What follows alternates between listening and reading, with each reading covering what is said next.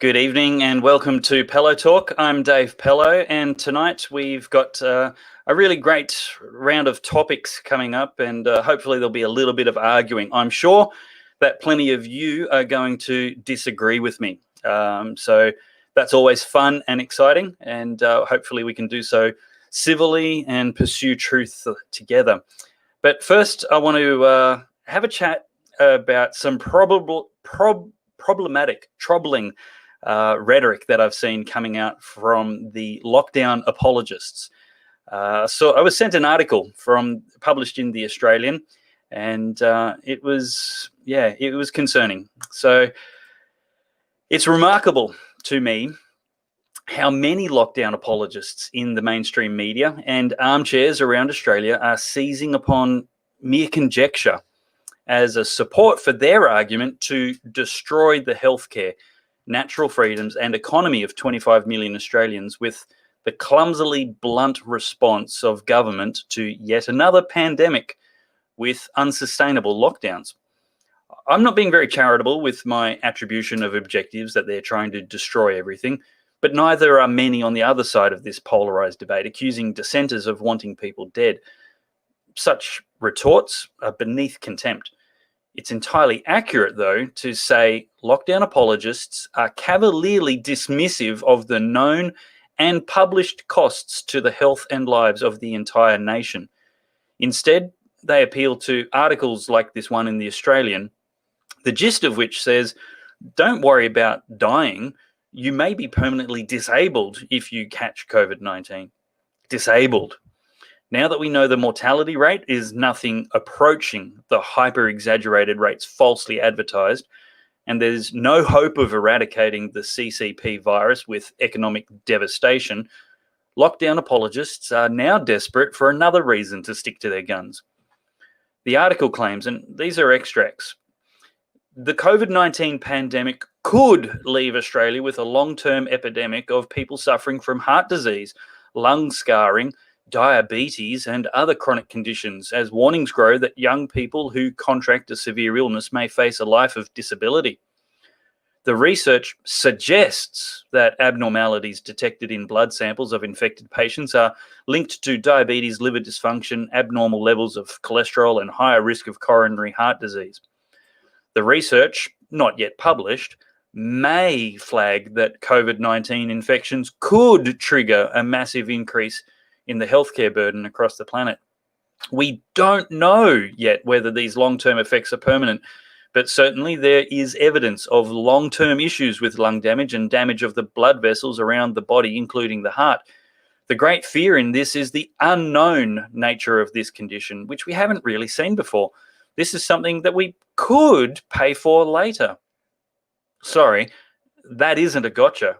That is at best an educated guess. But you know what isn't wild speculation? There's been a 20% increase in pleas for help received from mental health groups, but 400 actual suicides just in Victoria so far this year. Is that not a problem compared with the increased risk of diabetes and heart disease? Well, former Australian of the Year, Professor Patrick McGorry, the Executive Director of youth mental health organisation Origin, has described people suffering a perfect storm of combined increasingly severe lockdowns, directly resulting unemployment, and inadequate funding for the health response to the government's cure for pandemic. He explains, with another 6 weeks of much more severe lockdown, people losing their jobs and youth unemployment, the consequences are severe on mental health, and we really are seeing it. Those lives from mental health and suicide are just as precious as the people in the aged care homes who are dying from COVID.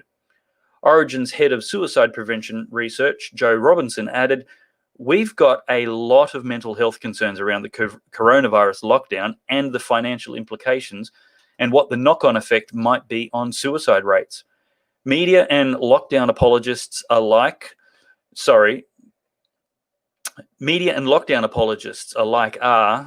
were super keen to rely on hyperbolic modelling about the projected deaths from coronavirus without government intervention. But do they place any weight at all in the modelling by the co-director of the Brain and Mind Centre at the University of Sydney, Professor Ian Hickey, just prior to the latest round of home detention by Dictator Dan? Those models estimated suicides could rise by 750 to 1,500 deaths per year, with rural and regional areas suffering the most. 750 to 1,500 deaths. That's the increase.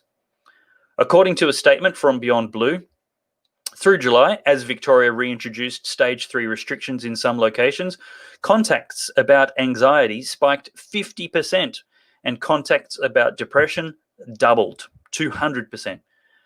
Data, that's not expert guesses, collected in England, shows attendance at hospital emergency departments has halved since the pandemic was announced, causing their health systems leaders to urge people to go get treatment.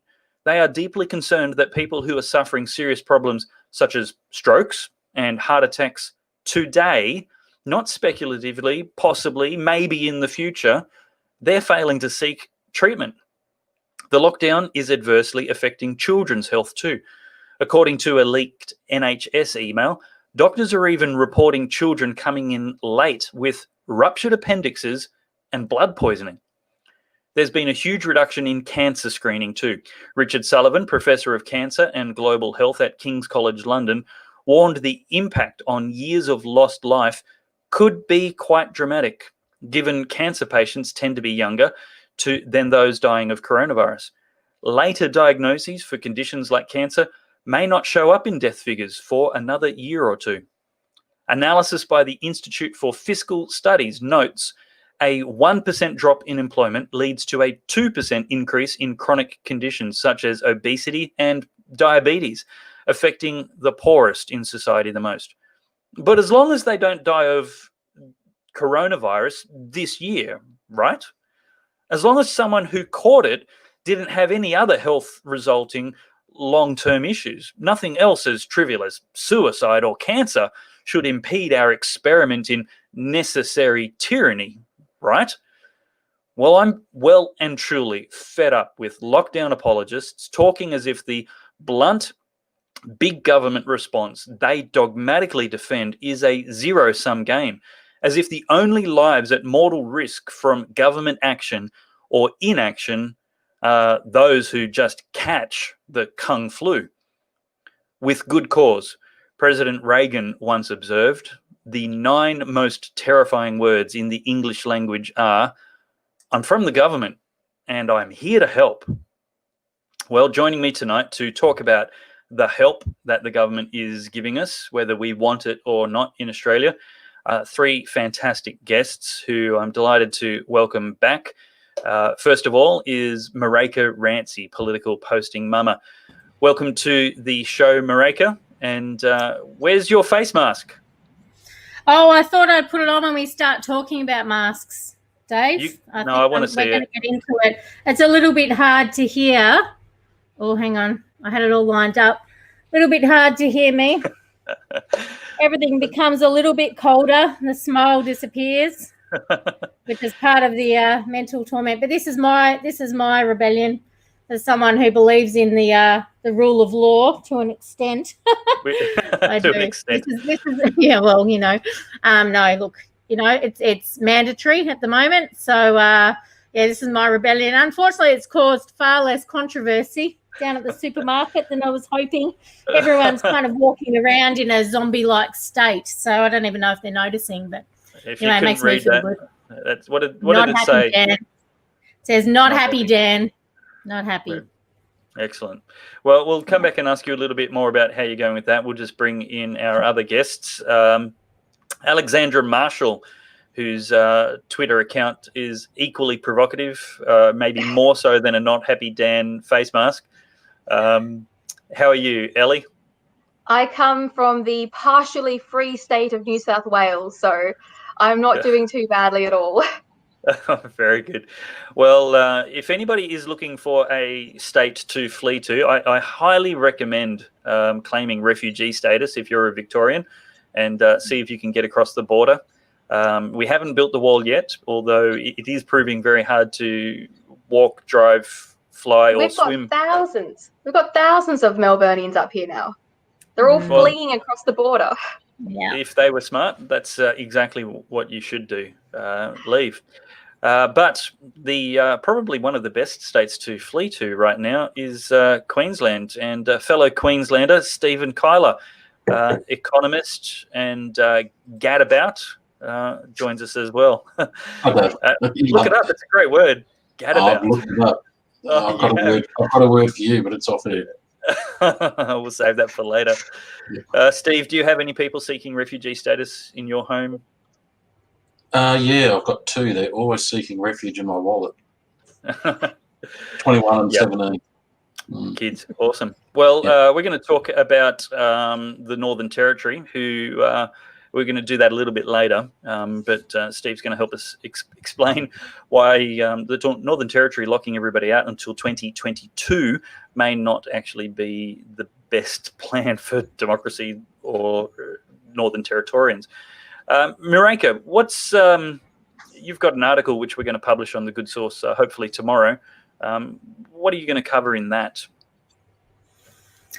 Oh, well, the last week, I've got to be honest, it's been quite a traumatizing experience for the whole state. I think it's really hard to explain or to even really grasp or understand what it feels like with what we're experiencing in Victoria. So I've touched on, I guess, some of the issues you've also mentioned, Dave, in regard to people's mental health. But I really wanted to just give a clear picture as to what this is actually, the impact that it's having on people. So obviously we're under curfew till 8 p.m. and we are allowed a daily shop at the moment. We can go one person, one family member only can go to the supermarket. So when I have attended the supermarket this last week, there's been a real shift, and it's not hyperbolic to say it feels like a zombie apocalypse. I mean, maybe a little, but it's really, really tangible. The feeling of depression, the lack of connection in people, it's actually palpable as they just push their trolleys down the aisle. And, I was just observing it just yesterday as I was at the supermarket, just quiet and in this zone of people are depressed. People are really, really struggling. And then you hear over the supermarket, I mean, it's, as I've written in my article, similar to a 1984 movie, you've got this voice beaming at you with the COVID, stay safe. What I fear is becoming such a vicious and effective propaganda campaign. I mean, I'm not someone who doesn't believe that this virus exists. I've actually got friends who've lost loved ones, and I know that there is a real virus. But my article is going to talk about, is the cure worse than the actual virus, and why are we not allowed to ask questions? And I'm someone who I try to stay as mainstream. I'm certainly on the centre right. I try and keep away from conspiracy theories, but is it still a conspiracy theory when it comes true? I mean, this is a lot of things are starting to unfold, it's quite bizarre. So you mentioned anxiety. It's pretty heightened, and that's amongst anyone I'm speaking to, and including myself, because it feels almost like a Stockholm syndrome, which I also mentioned. You go on Daniel Andrews' Facebook page, and it's nauseating, to be honest, because the responsibility that needs to be placed on his shoulders for even a lot of this outbreak, that's the political side of it. You've got a Facebook page where you can give Daniel Andrews a virtual hug. People are lock us in. They cannot see some of the things that so many of us can see, and that's really that's where my anxiety lies. If I'm feeling anxious, it's about that. I sent him a virtual nipple cripple. So someone else distracted and set up a Facebook page. Anyway, you've got to look for the jokes and the positivity, and it's a very, very stressful time, and the anxiety around the fact that Daniel Andrews has announced that some of these businesses will need to close now permanently. And I'm very, very suspicious about what's actually going to happen in 6 weeks. I certainly think there'll be reprieve, but freedom's taken away so readily and so tyrannically, and are rarely, rarely given back. And you don't have to even know too much about history to think about where that could possibly go. But there's barely any pushback. Ellie, with the sycophantic Dan fan club, and whom I love to irritate, and the lockdown apologists, many of whom are on, I would consider, my side if we're talking about sides, that normally allies agree on most things, and they're like, sit down, shut up, Dave, do what you're told. This is important. Yeah, they're doing lots of bad things that we normally wouldn't tolerate, but it's justified. It's necessary. It's for a good cause. It's for the greater good. Ellie, what if we're wrong? What if politically we're actually just wrong? What should we do? Like, how would we know? How would we find out? And what obligations would the rest of the nation have towards us in error, hypothetically? Well, first of all, fear isn't partisan, so it doesn't pick sides. So you can coerce either side of politics with enough fear to do whatever the leader decides at that point in time. We know that from history. That's why you have to be extremely careful when it comes to fear-mongering a population with mandates and legislation that's written on the run. And the other thing, I thought it was very interesting talking about conspiracy theory, because that word conspiracy is being bandied around the internet now in the same way that denial was used in climate change to stop a conversation. Yeah. I mean, gone are the days when conspiracy was Russians burying alien spaceships in the Antarctic. Right now, you're a conspiracy theorist if you question any of the narrative at all, even reasonably. So that's another sort of disturbing language that we are seeing entering the political conversation as a mainstream concept. As far as how we know if we're wrong and what happens if we're wrong, we're already starting to get a sense that our political leaders and the actions that we're taking are wrong. Countries like Sweden went first. So they made a choice early on that they were going to weather China's little biolab virus and see what happened and what they could sustain without destroying the entire nation, which I think I'll be very careful about. And we're seeing now that the projected models that some of the alarmist doctors and political leaders were going on with early on are not coming to fruition. The numbers that were being reported before the pandemic got going are not even close to what nations are experiencing in real time. So Sweden, for instance, everyone still loves to say, a lot of people died.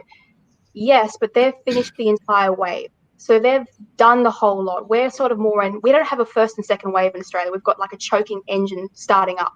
So our numbers are not a total tally of the final picture, if that makes any sense there.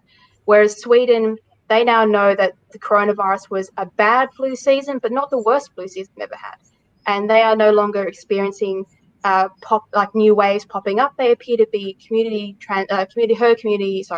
herd immunity seems to have been established at 20% rather than 80%. Now that's held steady in about, I think it's 6 or 7 other locations that it appears to be coming at 20%. So again, these real figures that are coming in from other countries are showing us that these extreme lockdowns, not only were they unnecessary, they don't stop the virus. They're only adding to the final misery tally that's going to go on. So, I don't know if that sort of puts it sort of slightly more in perspective, that people say, with lockdowns, we have to do it to save ourselves. But lockdowns don't stop a virus. They just delay it. And they tend to add more pain to the final end score. So New Zealand is a great example of they've got no herd immunity and they've got no community transmission. That's great. But as soon as they open up, they'll have to go through the whole process that everybody else had to go through, plus the economic devastation. So Chris Hewitt just said daily hourly updates on deaths isn't very comforting, is it? and not very helpful. Well, at least it's the important number. I've been complaining about the daily, hourly reporting updates on irrelevant numbers, which are numbers of cases, and they're not even reliable numbers. The New South Wales Chief Health Officer said, based on tests indicate, blood tests indicate that probably about 500,000 people in Australia who've had it. That's not in anybody's official reporting. And it's also unhelpful to their narrative about how dangerous this disease is. And look, I don't want to be mistaken. Clearly people are dying, and clearly people are getting, long-term negative health impacts on this, which nobody would want to live with. But as a percentage of those who have actually had it, it's incredibly low, incredibly survivable, and incredibly likely to hit the non-working population, those people over 70, those people in nursing homes. And as I said before, there's no dismissal of the seriousness of this or of the mortality of it. But what concerns me is that those who are defending the lockdown are completely dismissive or willfully ignorant of the human health and quality of life decision, the mortality risk from the cure, the cure, the "I'm from the government and here to help" implications. I have to say something here.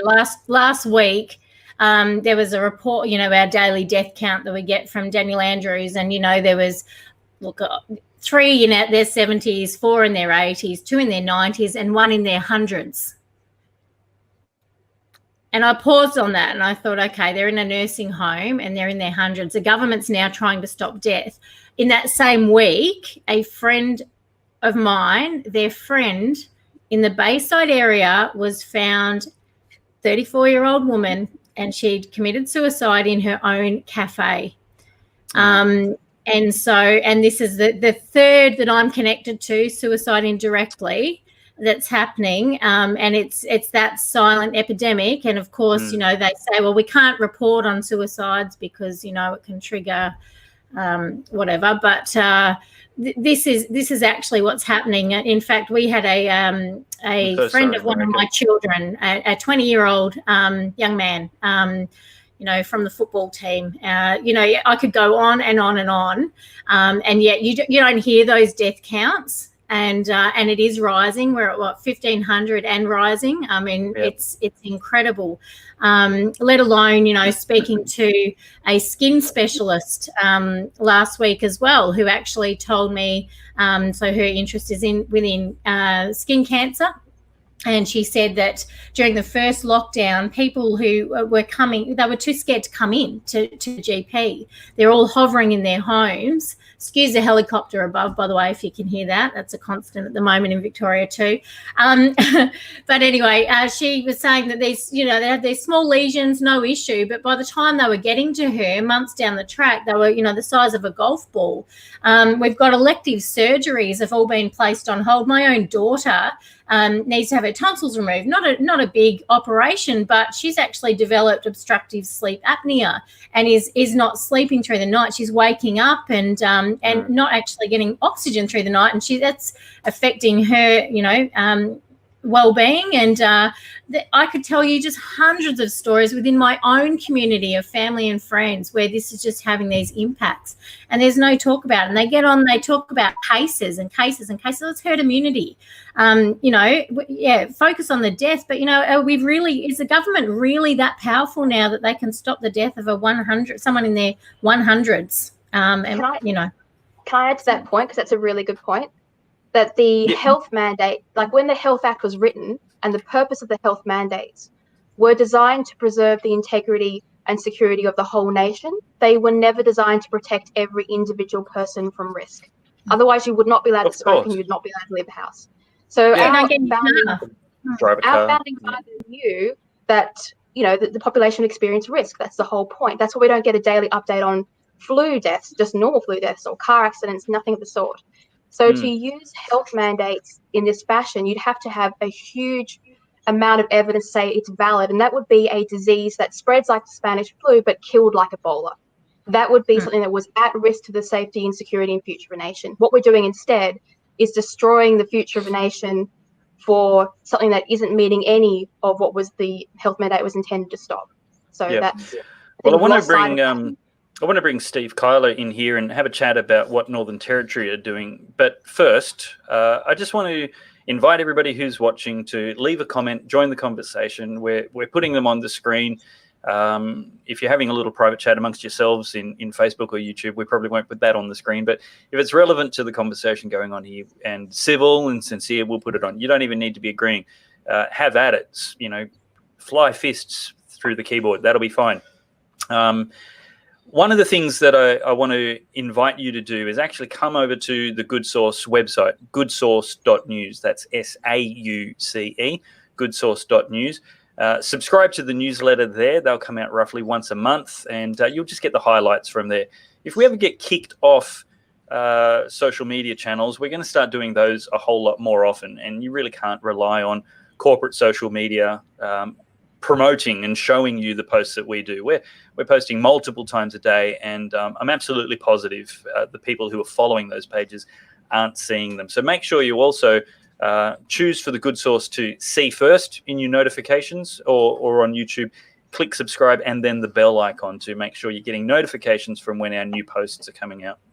Going to be much more reliable for you than the anti-everything narratives which come through the mainstream media. The other thing I need to ask you to do is, if possible, contribute to the production costs of producing a new show every day. Every single day, the Good Source is producing a conservative either video or podcast show, and most of them are videos. And we need to grow the production team in a significant way. And so our initial goal right now is actually just for $10,000 a month. That's just going to get a small production team happening. At this stage, there's a whole lot of volunteers putting in some effort, but that's just not sustainable. And so by the end of this year, if we don't have a significant amount of money there, then the Good Source may have to go away. So if this is something you can contribute to, if you can, please put your hand in your pocket for a couple of dollars a month, $5, $9, $10 a month, and that would be really helpful. If you can't, it is genuinely free. Please enjoy it. The other ways that you can support us, if you're genuinely stuck for cash right now, and I get it, there's a lot of people doing it tough right now. We're not talking to you. We're talking to the people who can afford a little bit extra just to help us keep going. But what you can do is just share it. Help spread the word. Maybe if you share it to 10 different friends and get them to start enjoying it and participating and consuming the media that we're producing, maybe one of them will be, or even a few more might be able to help partner and support the Good Source that way. That would be really, really helpful. If you're sick of mainstream media, if you're sick of the tax-funded national broadcaster Marxist narratives, it's time to put your money where your mouth is and support a alternative, conservative new media source in Australia, and that's the Good Source. So, Steve, back to you. Let's have a look at this headline, if Adam can bring that up. And thanks to Adam, everybody. Say g'day to Adam in the comments. He's volunteering tonight as producer for the show, so we can focus on the conversation. And Steve, Northern Territory's coronavirus border controls could remain for at least 18 months. They're talking 2022. What's this going to do to the state? Well, it's not a state, so it would like to be a state, but it's not territory, a state. Territory, forgive me. What's it going to do? Well, I'm just jaw-dropped by it. I spoke with you earlier today, this morning. I genuinely am just gobsmacked. It stopped me in my tracks.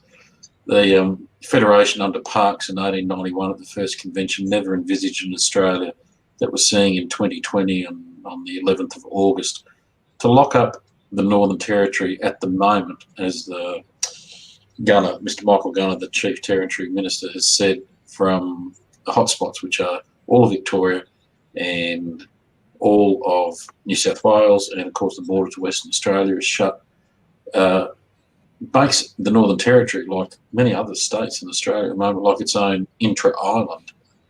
To have its commerce so isolated from the major cities and states, obviously, New South Wales and Victoria, the commerce that's not going to go through tourism is jaw-dropping.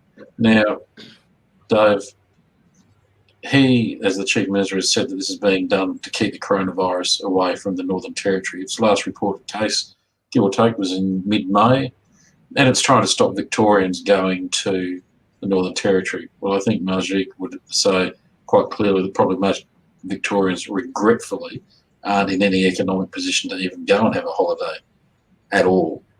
And New South Wales, they're not really interested in doing anything more than just staying and keeping their businesses afloat.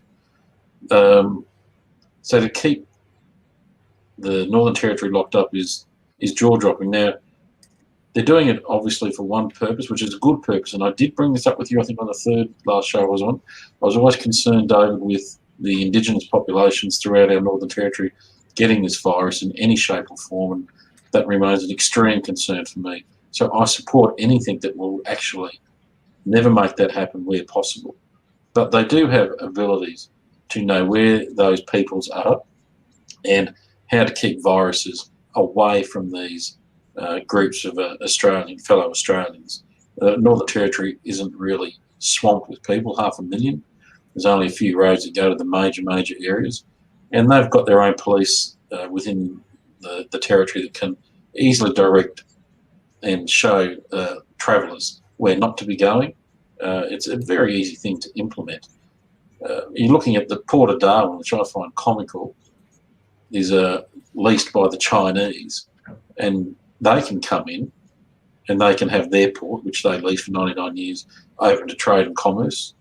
But our own national citizens are going to possibly, so we're talking from a Queensland perspective here too, possibly locked out from one of its own territories until at least 2022. Now, the word is at least. Are you saying China can use the port without any observance of the COVID restrictions?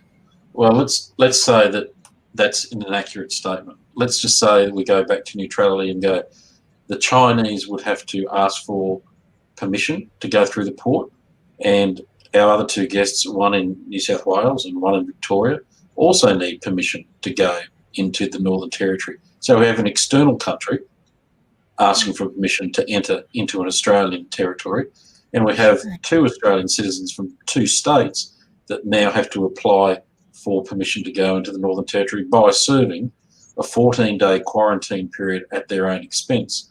So you would see a foreign national and two Australians. You'd see a foreign national of any country and two Australian citizens, literally in front of your audience tonight, all faced with exactly the same condition of entry into the Northern Territory.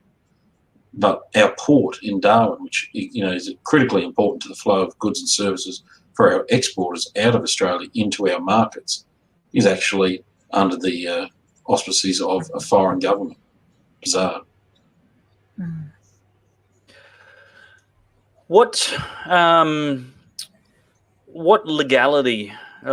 We were seeing court challenges proposed for the border lockdowns in Queensland recently. One Nation were threatening that, and Clive Palmer, I believe, was wanting to have a go at the West Australian Premier as well. Do you think the Northern Territory Chief Minister is going to be able to get away with locking down the state for 18 months?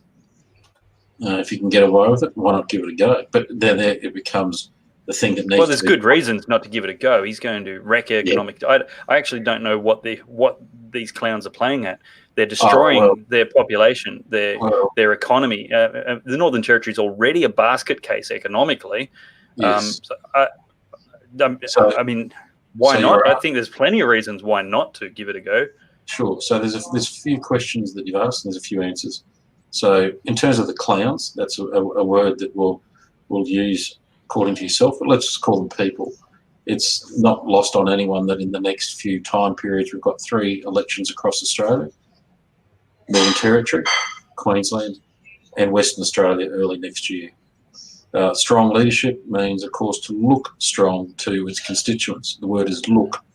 as Marijke sees in Victoria, looks maybe don't deliver what's optimal. And that's a contentious issue across all Australians at the moment about what is optimal as they live their lives. But it's coincidental, is it not, that you've got 3 elections coming up and everyone wants to, quote, look tough. We can look at Section 92, particularly of our Constitution, which the indomitable Section 92, as I think you might have it here on your screen there, David. Is that possible? Yep. It's relevant today because it looks at trade, commerce and the intercourse amongst the states, whether by means of internal carriage or ocean navigation shall be absolutely free. Critical. Say that again. It says here, Section 92, trade, commerce and intercourse amongst the states, whether by means of internal carriage or ocean navigation, shall be absolutely free. It's been contested. Now, remember in 1891, I don't know if Adam can bring that up, Parks at the Confederation, the first Confederation, there it is there, that great section right there. And if people want to read that there, exactly. And it's talking about the free flow of movement between the states. And then as our history goes on, we now, of course, have challenges to the High Court with our Constitution about Section 92. And there's 2 particular cases that we need to look at, one being Cole versus Whitfield, and the second one being, very recently, Betfair versus Western Australia. Now, it's interesting in Section 92 under the Whitfield case, if Adam could bring that up, it says in Clause 18, the purpose of the section is clear enough, to create a free trade area throughout the Commonwealth and to deny the Commonwealth and states alike a power to prevent or obstruct the free movement of people, goods and communications across the boundaries. You move forward to the last really strong court case that has challenged the particular in question, which comes to Betfair versus Western Australia. In Section 47 or Clause 47 here, it asks the High Court to consider both the purpose and the effect, etc., etc. And it says here, the practical effort of which is to discriminate against interstate trade in a protectionist sense is not saved by the presence of other objectives, very interesting, such as public health, which are not protectionist in character. So you have many opportunities here for many peoples, Clive Palmers, business people, everyday citizens, to now ask, where is the invocation of Section 92? I don't think when Henry Parkstone and 2 other 2 guests in the audience had a constitution that had asterisks after it. So I don't remember, things being written with Section 92 asterisk, Section 91 asterisk. There's no asterisks here. I mean, if you want to have amendments like the American Constitution, then you have amendments, but amendments are exactly that. They amend things. Yep. We've had our amendments through High Court cases, but it's still clear to this day, it's the movement of free trade. Absolutely free. It can't be any clearer. Absolutely free. It's basically non-contestable, but at the moment, no one's contesting it. You think they should? Oh, yeah, I really do, because I want everyone in Australia to be able to be free. I mean, the beauty of a democracy is to be free with respect, not free and silly, but free respectfully. I want Marijke in Melbourne to be able to move if she can prove, or her family. Marijke, sorry, you know how bad I am. So do you think let's go hypothetical, and Ellie, I might get you to comment on this. The citizens in Sweden have been trusted to, and look, if people are going to bring up the short-term results of Sweden, well, first of all, Sweden's not Australia. Second of all, they are banking on a long-term net benefit of being 12 to 24 months down the track, being in front of the approach the other nations have taken, and only time will tell. Anybody who's calling it at this stage is probably a little bit premature. But what is true is also that their population is culturally different from Australia.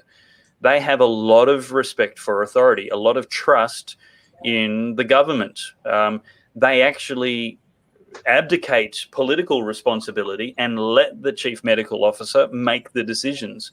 And our politicians have authority and just hide behind their chief medical officers while making the decisions.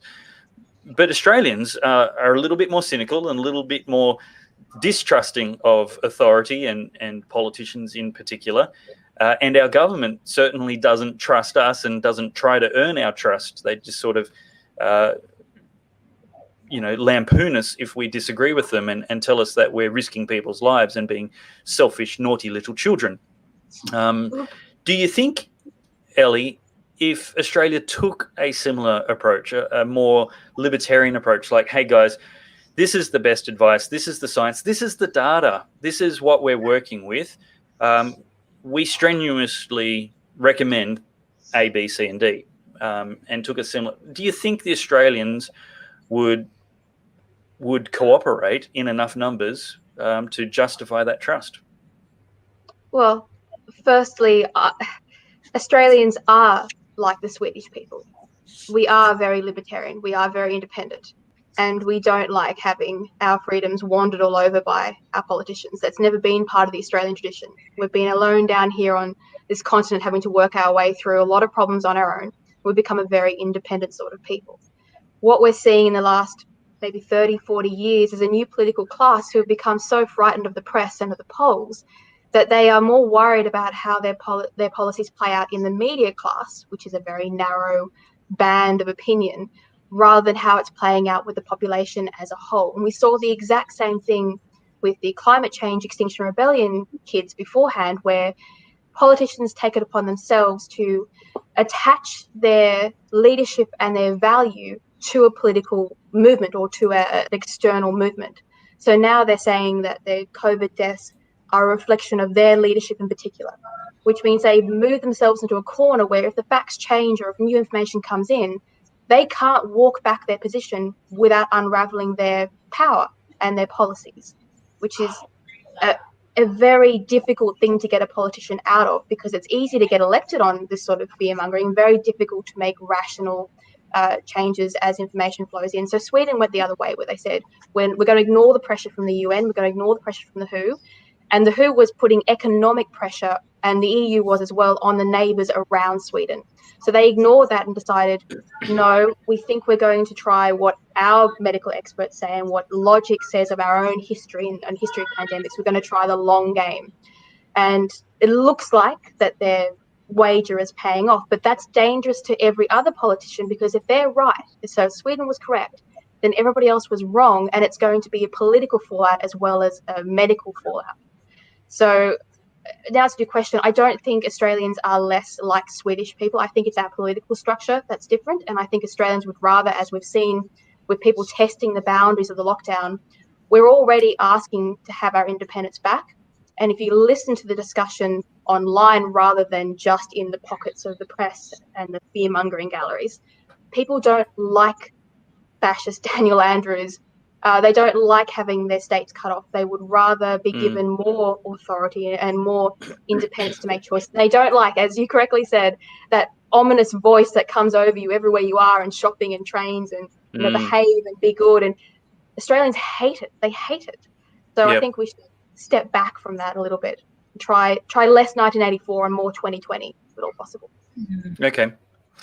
Well, little topic that we didn't advertise tonight that I'm pretty keen to have a look at. Adam, if you can bring up the Teen Vogue article in Good Source by James McPherson.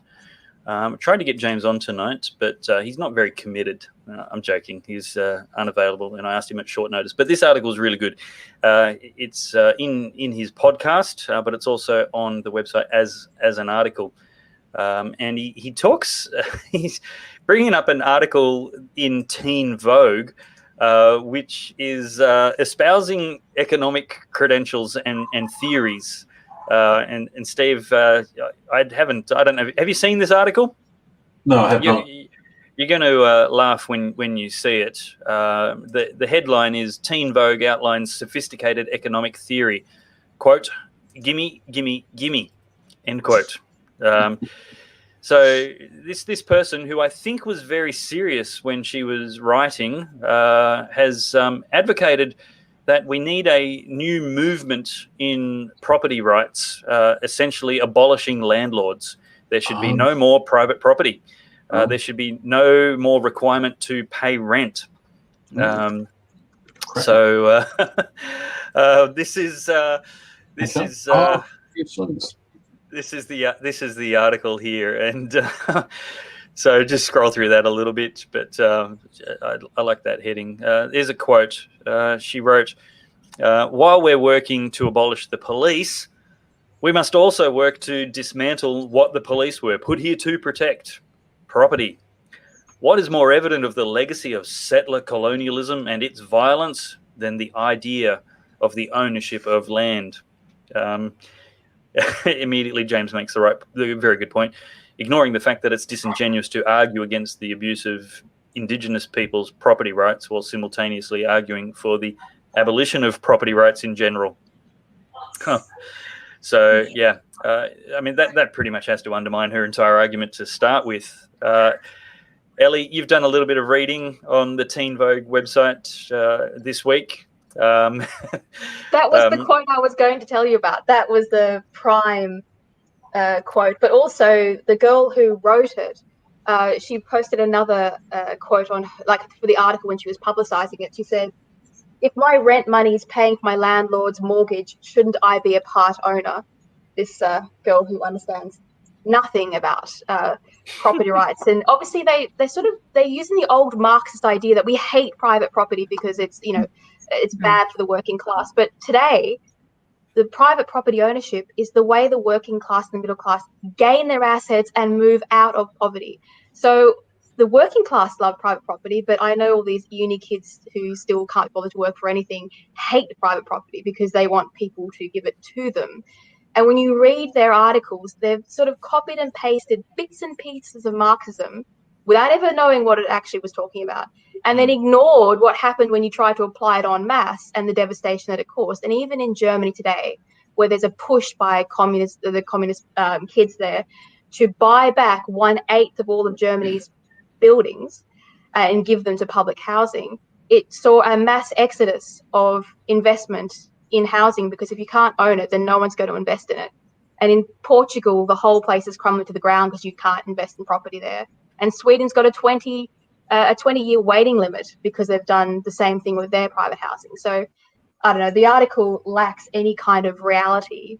But worse, our Greens party over here is using the same hashtag and headline from the Teen Vogue article for some of their housing policies, which go, housing is a human right, hashtag cancel rent. So that's in our politics over here by our Greens party.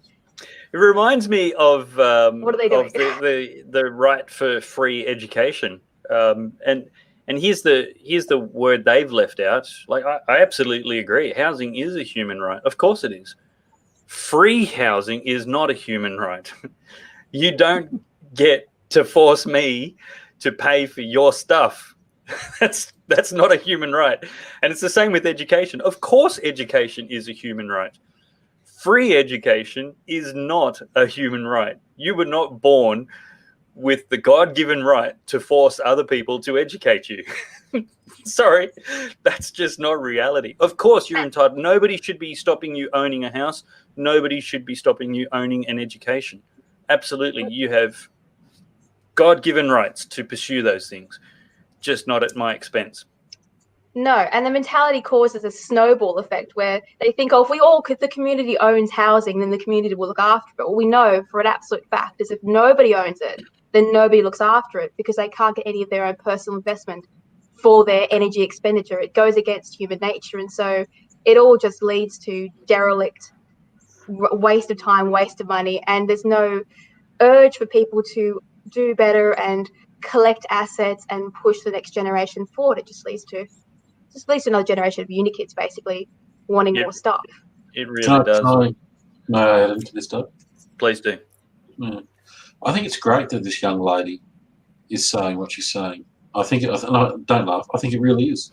I think it needs to be said. I think it needs to be heard. And I think it needs to be read. This is our country, and she has every right to say what she's saying. Absolutely, and I'll defend her right to say it. In fact, every day of the week. And any of her friends who want to say it, absolutely. No doubt, yeah. But she also has to have the ability for other people to have their opinion, to have their voice, and to equally listen with tolerance, because it's not a one-way street. This country's greatness is built on giving people access to opportunity. So freedom. how would you start talking to her if she was listening right now, Steve? Where would you begin the education? Well, great question. We haven't got all night. I'd take her for a cup of coffee. I'd say to her, how are we going to pay for this?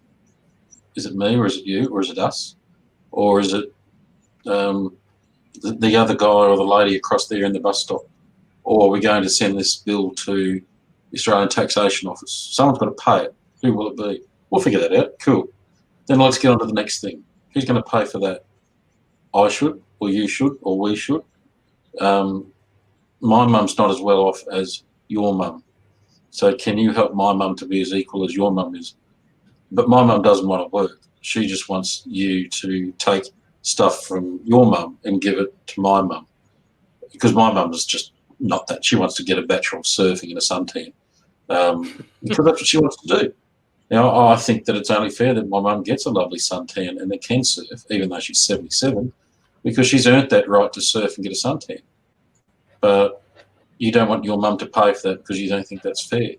Okay. Well, would you ask her if she felt, having paid for the coffee, if she was now a part owner and entitled to shares in the coffee shop? That's what she believes. Yeah, sure. I get that. So I'd say with respect with her. I wouldn't say at her. Now, the cost of running this establishment and owning this establishment is as follows. Here's the government's electricity bill. Here's the government's water bill. Here's the government's rates bills. Here's the government's regulation bills. Here's the cost of the beans. Here's the cost of the... So now we've got to pay all these bills. Then we've got to superannuate your employers who we have to give a job to because they've asked for one. And now we have to make things profitable so that we can do all those things. But at what profit level are we going to make these things acceptable? So now we're going to put a cap on what is profitable so we can all share equally in what's equitable. So I don't want to get out of bed tomorrow and work more than 5 hours because I want to go and get a suntan. But the other person who's a doctor, and she's a great doctor, she wants to cure cancer, and she's in Ballarat, Victoria, but she's going to get paid the same as my mum, who's doing 5 hours in Mullumbimby in a coffee shop. But we're all going to get paid the same. It can't work because it never has worked. And once COVID goes away, there's aeroplanes that hopefully are going to be really empty and really free. And if this is such a dreadful country where it's all so terrible, goodness gracious, there's going to be so many cheap airfares going to all these other countries that would just love to be utopic. Go. Yep. No one's stopping you from going. At the moment we are. But once this is all over, it's as easy as getting on a jet plane, getting your passport and going, you know what, utopia's across the sky. It's not here. It's such a miserable place. Australia's a dreadful place. Dreadful. You'll come unstuck with her because if you read the attached article that she talks about, it's actually equal except for your race. So they want to tax people an additional property right if they're white instead of Indigenous. So it's actually linked back to the Marxist race theory as well. So you'd have to change your coffee bill based upon what colour your skin is as well. That's how insidious. And I know. I actually read the attached links and wished that I really hadn't. Wow. Thank you for doing that work. Marijke, how do you spare your children from being educated by Teen Vogue magazine on economics?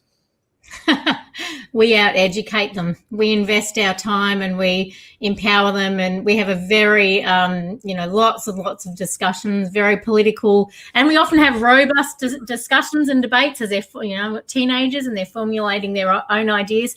I love the thought that you could actually sit down across the table with a Marxist and have a civil conversation because that was actually suggested to me. My background is from a extreme left, my family of origin. I mean, that was where I sat, and I had a family member early on when I, started to talk about Marxism in the school, and this individual was incredibly frustrated with me, and he said, why would you put this on social media? You need to go and sit down with Ros Ward and look her in the eye, Ros in the eye, and work this out and come to some kind of compromise. And I just thought, oh, mate. And, 4 years on debating Marxists on the internet, and, it's easy to kind of dismiss it. And I definitely agree with the activist mummy in America. She actually burnt Teen Vogue magazine and shut down the publication in America. And that was after they were publicising for teen girls, teaching them how to have anal sex, and they had diagrams. And so she burnt the publication. So initially I was going to say we need to burn Teen Vogue, and I stopped myself because I do agree you need to have ideas out there, not ones that are damaging for children, but there is that fine line between censorship.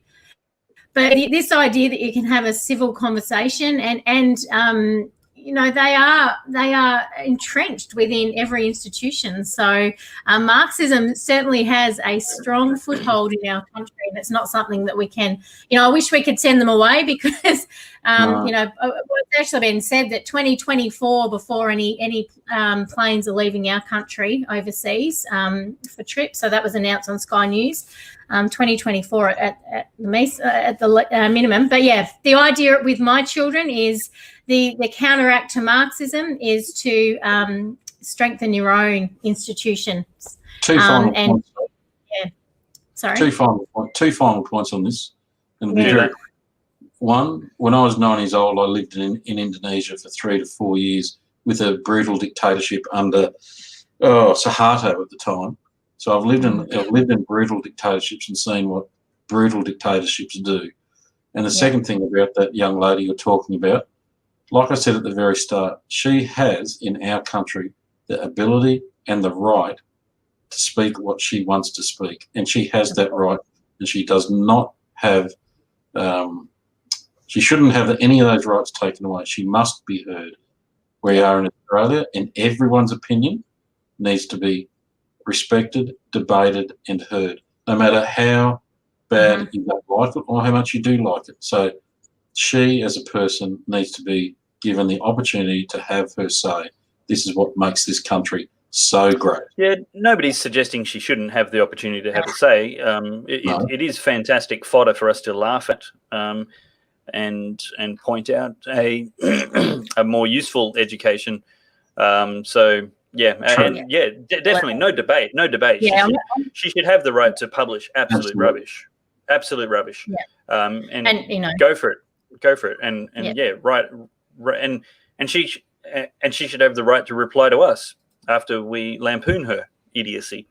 But if you want your education from a doorknob, you'd be smarter than if you read Teen Vogue. So I want to thank everybody. Steve, did you make 2 points then? Yeah.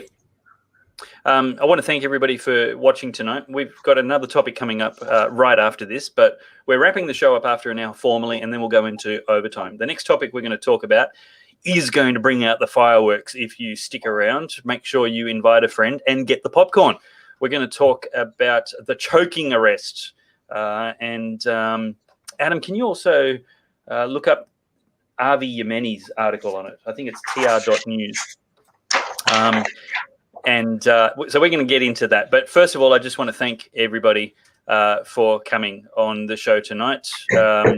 Thank you, Marijke, for your time. And people can follow you best, I guess, on the Good Source website right now. But your Facebook page is, at least for now, up and running.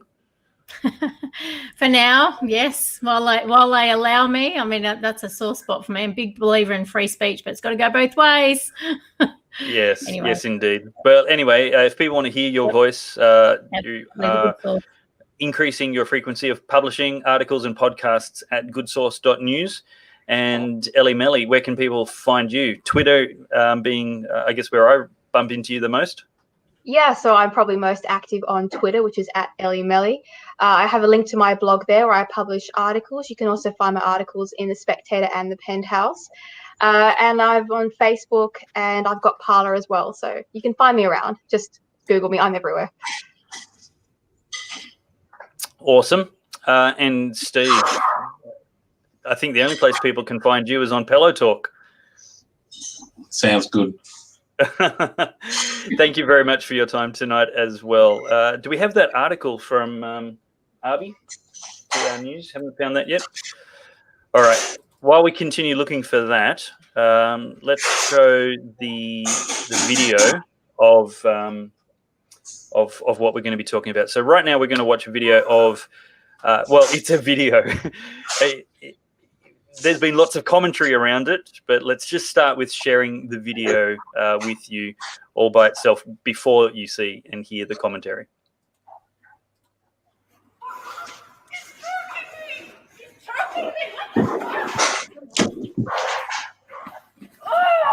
Get off of me! Get off! Let go of his vest.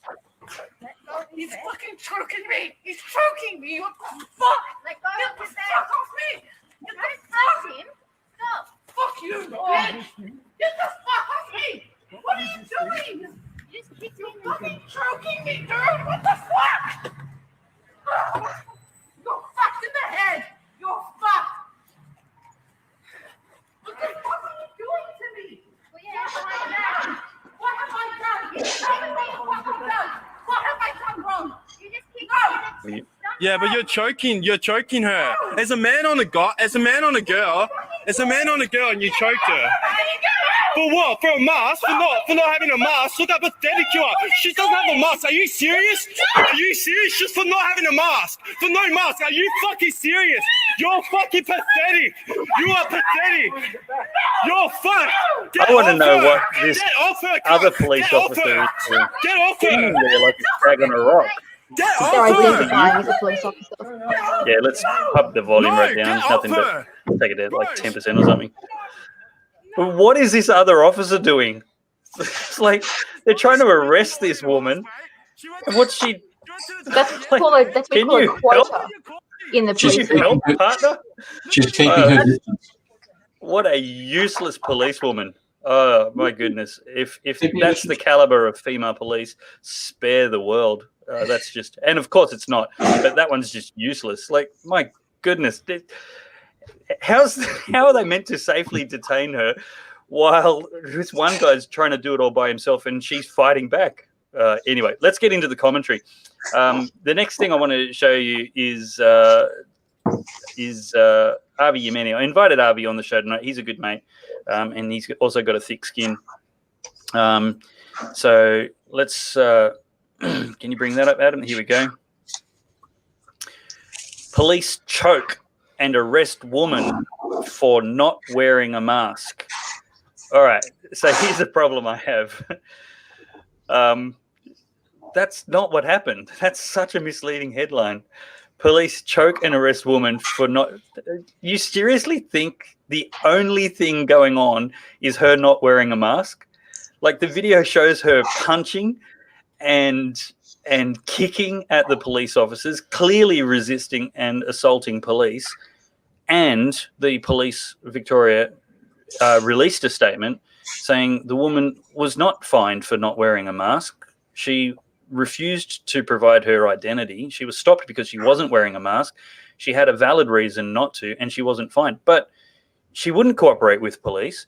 She wouldn't answer their questions and provide identification when they had reason to believe she was breaking a law that they're charged. They're doing their job. I hate the law. I think the law is wrong, and I think police are implementing and enforcing it really badly. But what moron thinks the ending is going to be good when you start resisting, abusing, and assaulting police? There is only one outcome that's going to happen. And she was charged with resist and arrest police, and she'll be going to court for that. Now, I'm not saying the cops aren't going to get in trouble for that and shouldn't get in trouble for that. I actually think that's a completely different issue. The main problem I have here, is the idiocy it takes to act like that when police have a problem with you. I mean, that's just stupid. The outcome is not going to change. It's only going to get worse, if anything. It's not going to get better. You're not going to implement any kind of justice or social reform by assaulting and abusing police. All right. Push back, Ellie. What do you think? Okay. So I'm probably going to fight you on this one, but I'll do it soberly. There's a really fine line between not giving police a hard time for laws that are passed legally and through a long process of political discourse. So if you're arrested on suspicion of a traffic fine or robbing a store or something like that, that's a law that society has come to terms with. That's a perfectly valid law, and you would adhere to police instructions on that kind of thing. But English history, and the reason our law has been so good for so long, is that there's a long history of the English people, which is where we come from, challenging authority when a law is considered unjust or when a law was passed without anybody being asked. So the reason you end up with SS troops is because you just follow obediently the law under dictatorship sort of style rule. So in this sort of case, we have medical mandates being passed, which are a serious infringement upon freedoms under our constitution, and blindly obeying rough policing like that, which is, I mean, if you saw that happen to the African gangs in Melbourne, it'd be frontline news, but you don't see it. But you are not resisting arrest in the normal sense. You're resisting an unjust law that you were never asked about that's an infringement on freedom. So I actually think it's a slightly different concept here. This is the old. Let me just interrupt you. When you're not wearing a face mask, the police, their job is to get your details and issue you a fine. On a medical mandate that's not legal. So they don't actually have the right to ask you for details unless you've committed a crime. So the point if you're disobeying the chief health officer's directives, they have the authority to enforce that. Yeah. But it's a constitutional right, which it hasn't been challenged. You'd have to challenge that constitutionally. But the police are under the impression they've got the power. We won't argue the law of it. What we're watching here is you're watching people challenge a law that's against the constitution. The only way they can physically challenge it, because people can't afford to take everyone to court or take the police to court. The only way civilians can challenge an unjust law is to resist arrest like this, and to make it public, and to make a spectacle of themselves. And that's how it's always worked in English law. That's how you stop this kind of thing happening. Now, if it was being arrested for anything let me just finish the point I was making. The guys just didn't go up and shove a hand around her throat because she wasn't wearing a mask. So they're under the impression they've got the legal obligation to do this, the professional obligation is. And again, I'm not defending the law and I'm not defending bad policing. But I hate hyperbole. If we've got a point to make, let's make it honestly. Let's argue the facts honestly and argue the bad law honestly without these inflammatory headlines that police arrested this woman for not wearing a mask. No, they arrested her because she refused to be identified while they had reason to believe she was committing an offence, and they have to detain her until they can identify her. The second she's identified, then she's free. She's not arrested because she wasn't wearing a mask. She was arrested because she refused to be identified when the police, believing they had lawful grounds to do so, asked for identification. So let's just get honesty in our headlines. Then when they tried to detain her, she resisted arrest. So again, nothing to do with not wearing a mask. It was entirely to do with she refused to be identified, and she refused to then cooperate with the police when being physically detained.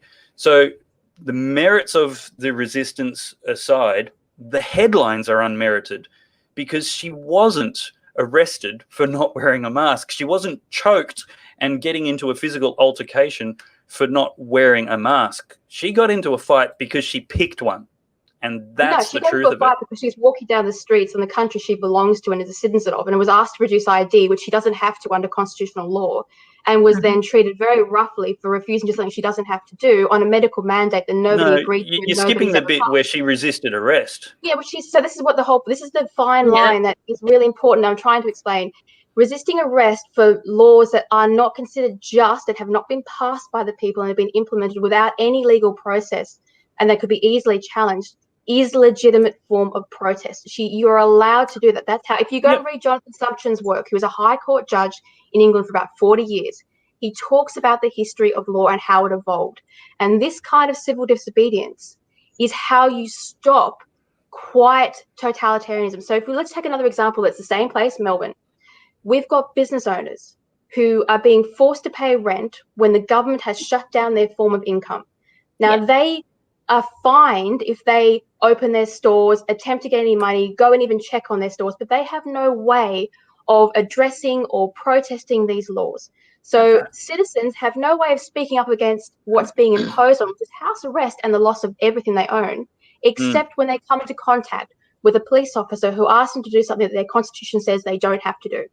And so this is what we're seeing in so many places where someone goes and tests border control. Okay, that's also the population pushing back against something they know is wrong. And so I would separate this from the example that George Floyd was somebody who was being arrested on normal terms. And that's what you see resisting arrest. And that's when you should comply because everyone agrees on the law. What we're seeing now is civil disobedience against illegal actions by a government. And they're being treated roughly by police who do not treat crime the same way before the pandemic. So before the pandemic, you would have never seen a criminal treated in this manner because it would have been headline news. And people can recognize the hypocrisy in how normal law-abiding citizens are being treated in a pandemic versus how serious crime has been treated before the pandemic. And it makes them even more furious, which is why you've got headlines like that, because it's a culmination of hypocrisy and anger at how people are being treated. And that's where it's coming from. It's more complicated than just saying, oh, that's a misleading headline. Well, it is a misleading headline. She wasn't arrested for not wearing a mask. She did have her hands around her throat, which you wouldn't see if she was a person of colour. Those cops would be fired if she was a person of colour.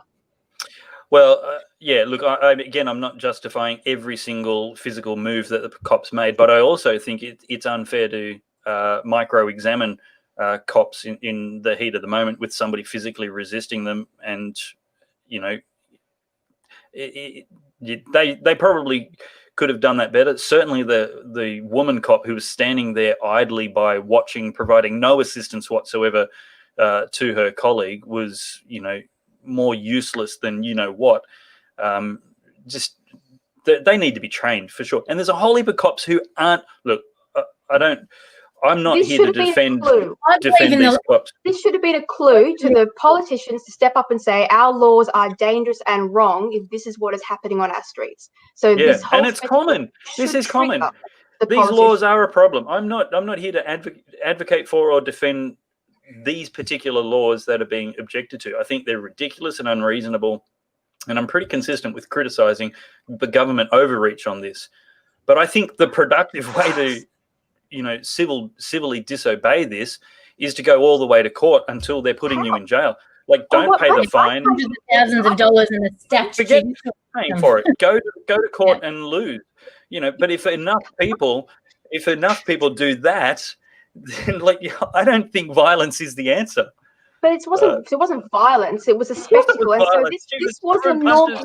So the problem is when the politicians won't respond to the media, then there's no other way to do it. That's the whole point. The politicians are not policing their own laws properly, and they're not. There's always other ways to do it. If the system is broken, the feedback loop between the people is wrong. So when the law becomes weaponized, I just need to hear what Steve needs to say. Do you need to go, Steve? No, I just wanted to say something. Well, take a cue. I'm going to let Marijke go first, but you're next before I go again.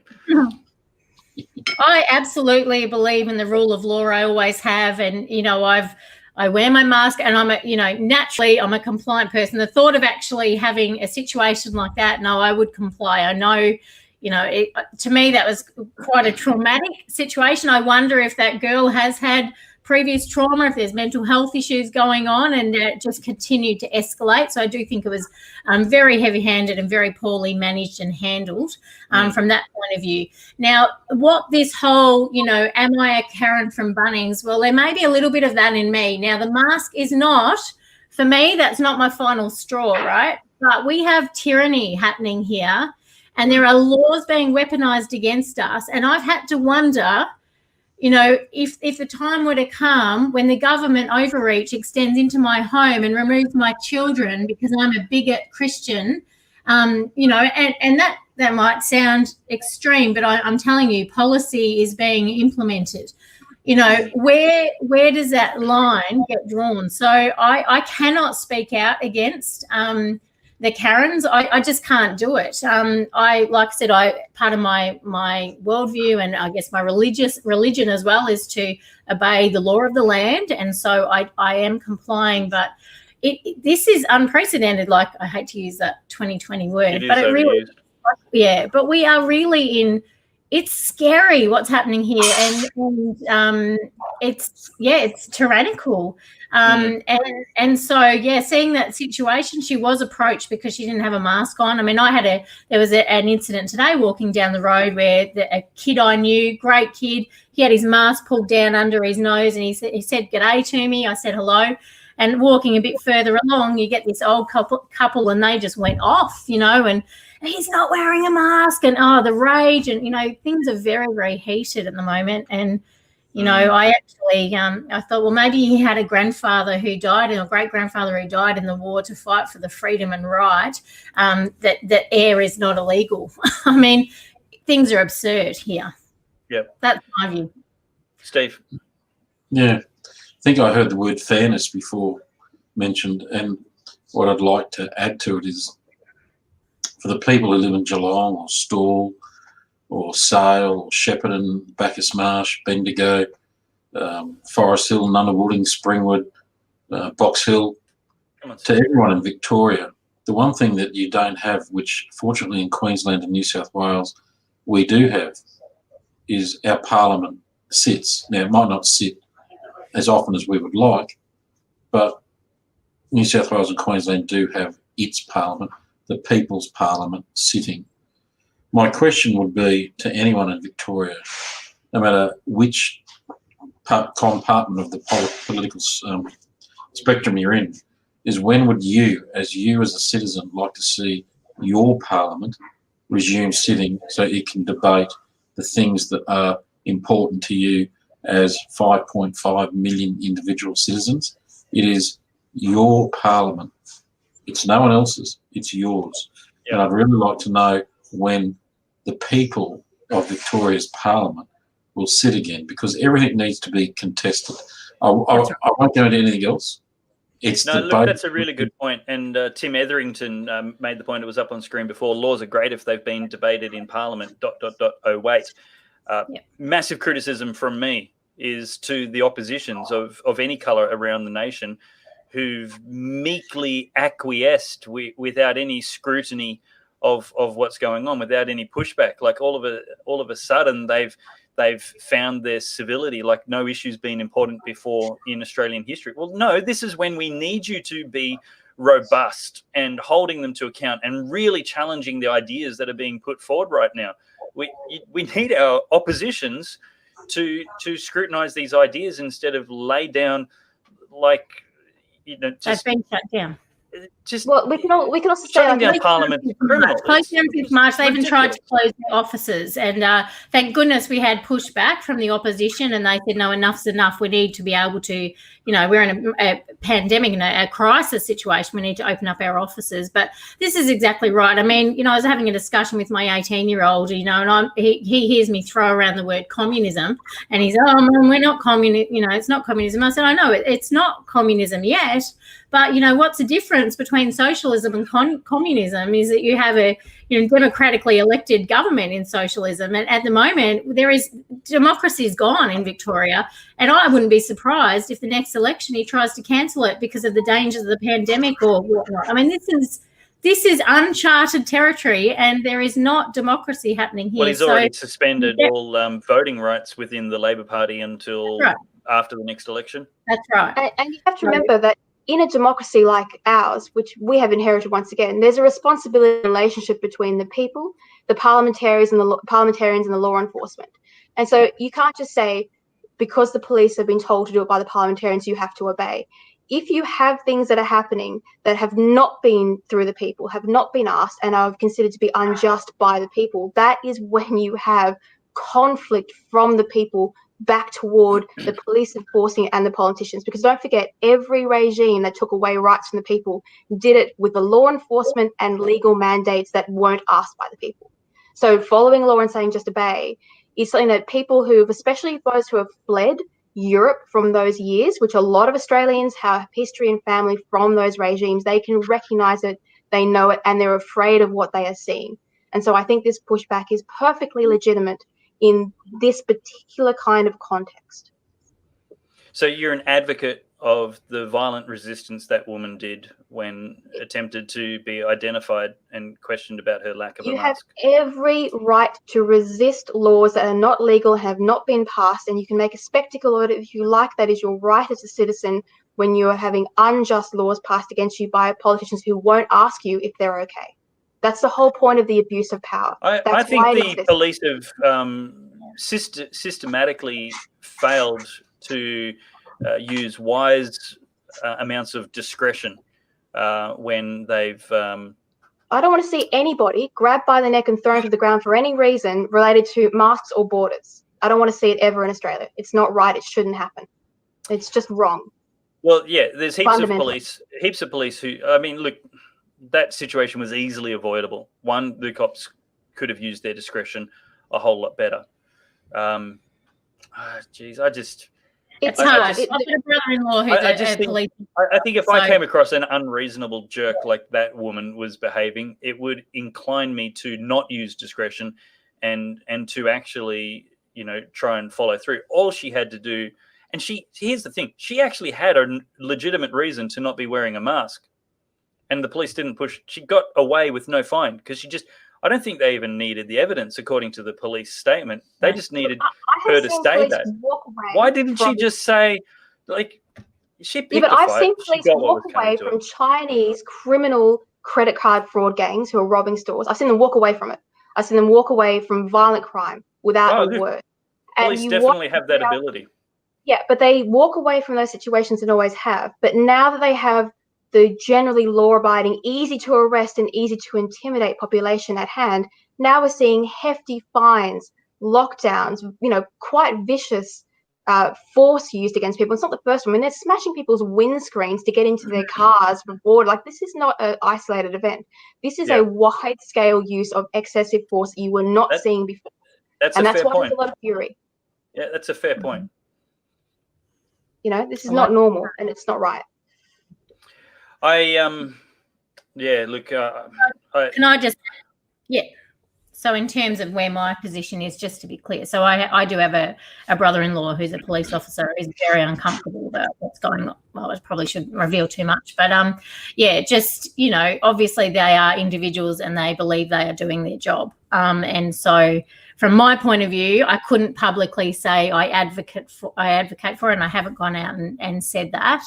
But I can completely understand the situation that we are in, and I can completely understand that response from that woman. And I do think it was very, very heavy-handed. Yes, she was lashing out, but And to be clear, I didn't say just because I just remembered then that your wording was, "Do you advocate for violence against police?" I didn't advocate for violence against police. I advocated for being able to resist being arrested for laws that are unjust, just so that we're clear. She was throwing punches and kicks.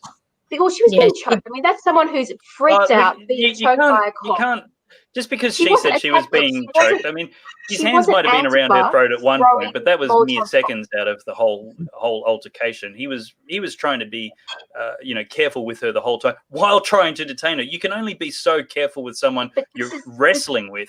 There's a huge difference he wasn't between choking her for taking someone 2 by the minutes. neck. While you're there's a big difference between what he did there, by taking someone by the neck, and then someone fighting back because they're freaked out about having their hands around their neck, and Antifa taking Molotov cocktails they'd pre-prepared and throwing them to cop cars. Yeah, that's I wasn't thinking kind of violence against police, right? I would have loved to have seen the Victorian Police, my first encounter with Antifa, schools event. This is what actually got me into politics, kind of initially. And the footage went to Bolt, and they blocked us off, and they were shoving and they were pushing, and we couldn't actually get into the event. So there's certainly a level of it. It was an event that as a anti-safe schools event in Victoria. Right. This was about 3 years ago, and Antifa were there, and I'd never been in a situation with them before, and we have a very strong Antifa presence in Victoria, and they were screaming. You had 80-year-olds, walking, trying to get into the event that they'd paid for, and they were getting pushed and shoved and screamed at, and the abuse. It was really quite a violent situation, and the police stood by and did nothing. I was at an atheist conference about 10 years ago in Victoria and Melbourne, because I'm an atheist, I'm not religious. And Yeah. We don't go to the same events. We had hundreds of Islamic protesters out the What front do of our atheists Bibles talk with about when they nobody get together? standing there. So, yeah. And they were holding behead sign, like they wanted to behead us. They were talking about raping and killing us, and the cops just stood there with their arms folded, despite the fact that we had genuine threats on life. Wow. And so Australian, we remember that. Like, people remember how we were treated, and now how we're being treated today. Like, you know, That's right. people remember. There's an injustice there. You know what atheists talk about at atheist conference? Nothing. The food. Let's talk about TikTok, Ali. Ellie. Ellie? Yes. Alexandra? Yeah. Did I say it completely wrong? You said Ali. I'm not Ali. I'm not an alley cat. I'm Ellie. Ellie. Let's talk about TikTok. So Donald Trump is planning on banning TikTok and WeChat and the Chinese things going on. What are your thoughts? You've got an article you're preparing and doing some research on. So is this necessary, and will it work, do you think? Yes. So the article is about the new age of espionage with sort of the TikTok era. And it's talking about the difference between how espionage used to be about looking for information that other like nations were talking about, like whispering about. And then we've got subversion, which is the information that nations feed into other nations to subvert their ideas and their philosophies and to weaken them politically. Now, in 2020, this is being played out largely on social media. So the internet both hides information that governments are trying to conceal from each other, but it's also a mechanism to feed information into other, like the groups of people, like their students. So TikTok is not just a little whimsical app that people download and put, you know, music videos together online. The accusations, particularly from India, is that it is being used by the Chinese government to gather information on people and to listen to them after they voluntarily download it onto their phone. And we have to remember that people who work in military installations are downloading these apps and then running around with them on their phones inside secret military installations. So it's more extreme than just your kids dancing around. And so India came out, and as soon as the border skirmishes between China and India became physical, they were like, that's it. We're banning TikTok, and they had a whole list of apps they were banning. And so Trump is pretty much following up on this idea of we need to remove TikTok to start pulling China's influence back from the West. So it's kind of playing out in the new age of espionage, where we're dealing with social media and apps as the modern sort of James Bond style thing that's going on. A little bit less salubrious, but nonetheless a complicated and interesting way of infiltrating someone's society. And so that's sort of where we're headed in the modern age. I had I'm terrible. Sorry, I've just had mental blank right now. MP I had on last week, Andrew. Anyway, forgive me, Andrew. No, not quite. Andrew Lemming. Thank you, Andrew Lemming, Steve.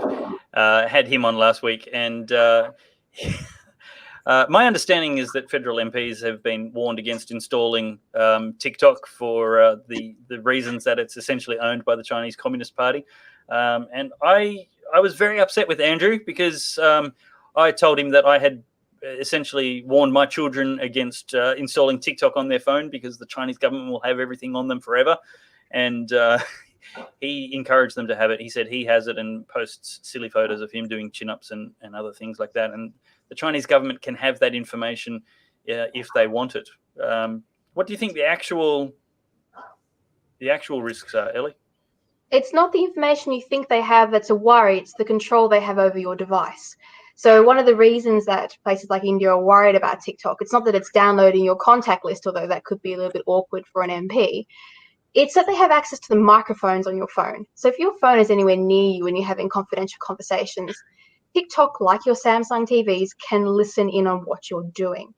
So it's more about inviting. So when you have an app, you invite certain permissions of that app onto your phone. So things that you can't get by just hacking in via like a browser or anything, apps give you more control over a device. And so that's the danger with TikTok.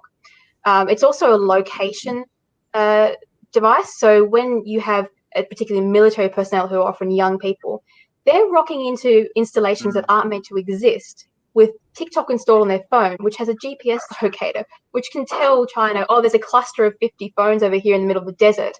Well, that's probably a military base. And they know from the contact list and from where that person works who owns that phone exactly what they're doing, exactly what they're up to. This is kind of mass surveillance that's going on. Yep. So it's like having spies on, 50 million phones. That's essentially what they're doing. This is the spying part of espionage. And this is why when you look at North Korea and China and Russia, they're a closed community because they know what they do to other people. So they prevent that happening to themselves. It gives you an idea of how paranoid they are about their own activities. Yeah. Steve, Kilah, is TikTok a real risk or not? Totally. In a nutshell, one word, absolutely. Yep. Why? Ellie just hit it on the spot. You've got a cluster of 50 people in the Mojave Desert near the F-22 Raptors. They're not supposed to be there because no one's supposed to know that they're there, but they're there. Then you move B-52s through Guam, and you have an aircraft refueler who's 23, and he's in a few bars in Guam downtown having a great time, says a few things, great listening device. You then go into the Indian Ocean and Garcia there with the British base right in the middle of the Indian Ocean. You've got a lot of young guys, a lot of young girls, and they're doing things, and then a plane comes in and a few people get off that. And unfortunately, the Five Eyes Partnership people go through that place that we're not supposed to know about, because that's why we're not supposed to know about it. Absolutely. Why did Donald Trump do this? There's two particular reasons. One, it's an election year, November 3rd/4, depending on time zones. It's anti-China, so that plays into the narrative. But essentially, can we as the West have a app device in China? Not at all. But can we in the West have a non-Western app in our system? Yep, because we're living proof that we do. Ellie, there's nothing more to say. David, you got the answer? I can give you a real world example that actually happened.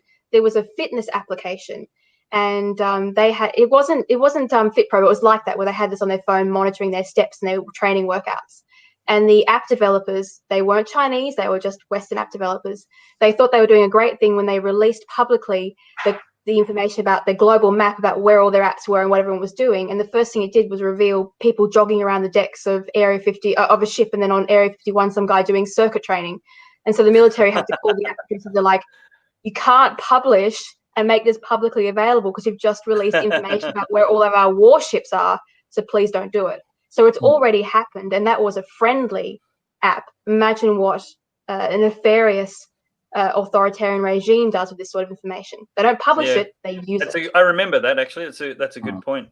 Marijke, your thoughts?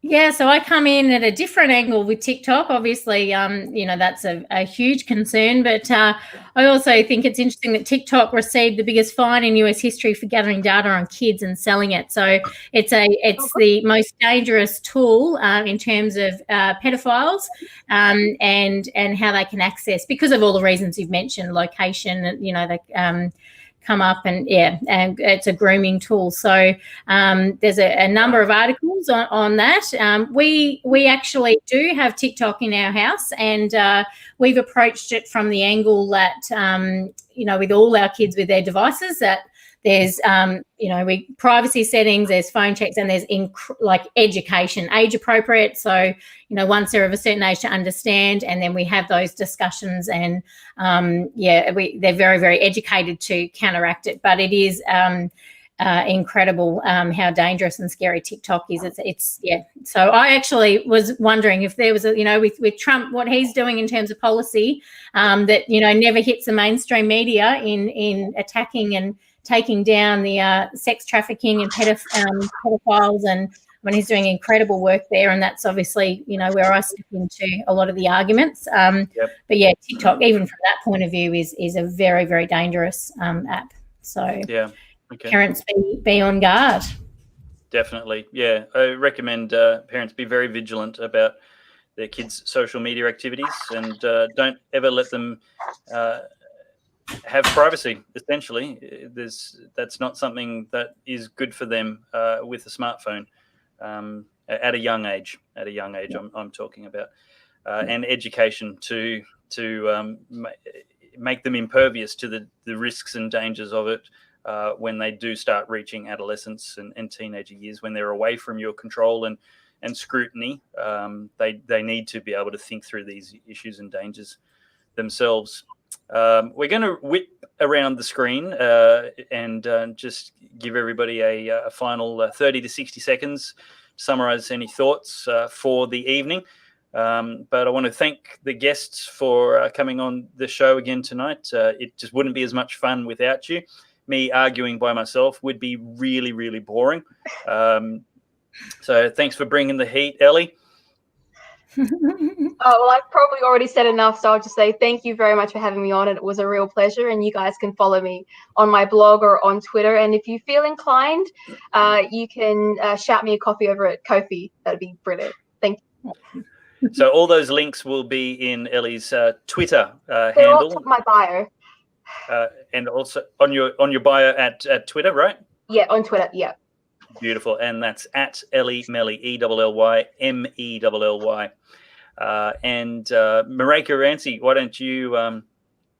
There'll be I'll try and get that article up tomorrow. So what's that article about again? Oh, lockdown. Yeah, pretty much everything we've talked about. I've kind of, come out a little bit agitating against the fact that we are really struggling for any opposition, and we're losing our freedoms, and it's frightening, and we need an opposition who's willing to stand up. And so I guess a shout out to my fellow Victorians. I think the rest of the country needs to be aware that you're not necessarily safe from what we're under. I suspect Victoria is a bit of a test case. We are, different to the rest of the country in that we, very, very, we've had a Labor government for a long time, very socialist, and you can see that they've become very compliant. But stay strong to the Victorians that are out there, and agitate wherever and where you can, and do it the correct way. There are channels and ways to agitate, and it's really important that we do. But ultimately, take care of each other and reach out and connect, because this is tragic what's happening here. Yeah, Steve, saving the most handsome of the faces on the panel for last. Wrap up your final thoughts for the evening. I could have called you pretty, but that would have been a disservice to the pretty ones. One, you should stop drinking that Shiraz under your desk. But secondly, a few things. Look, one thing I would say to my 18-year-old daughter is always that everyone's view is important. And I really emphasise that to your viewers, everyone, and they've got to be heard. We've gone through that tonight. Secondly, Australian parliaments need to sit for the Australian people and for citizens of states and territories. Thirdly, to everyone who's watching, please support our farmers who are doing a great job supplying foods into all of our grocery stores throughout all of our regional and big townships. They're doing a great service for our country. Support Victoria no matter which way you think and which way you are politically, because we're talking about people. Support them in any way that you can, an email, a phone call, just whatever, reach out to those people. And lastly, because I have so many very close friends, Australian friends living in United Arab Emirates and through the Middle East, also spare a thought in your minds tonight for the people of Beirut who are going through just dreadful times, dreadful times. It's heartbreaking to look at the devastation that has occurred upon those people. It's just terrible. Yep, well said. There is a great episode of The Lyle Shelton Show coming out tomorrow morning on The Good Source. He'll be talking with the former upper house member of the New South Wales government, Paul Green, about why the New South Wales government is sitting on its hands, not doing anything about the plague of modern slavery in Australia. They recently passed, introduced by Paul Green. They recently passed legislation modernising the anti-slavery laws in New South Wales to counter this. It was unanimously passed with bipartisan support by both houses of Parliament, and New South Wales government is not enacting it. They're sitting on it. They're going slow. Exactly what is their problem? Well, that will all be in tomorrow's episode of the Lyle Shelton Show on The Good Source. That's goodsource.news, SAUCE. Don't forget to head over to the subscription page. Make sure you're signed up for emails, the support page, and if you can lend a hand in any way at all to meet and increase the production budget so this can be a long-term project and not just a 6-month experiment, that would be much appreciated. Tell all your friends, and until next time, I'll see you in the comments section at same place, same channel next week at 8 p.m. Tuesday night, Sydney time, 10 p.m. New Zealand, 6 p.m. Western Australia. We'll see you then. Good night, everyone. Not that.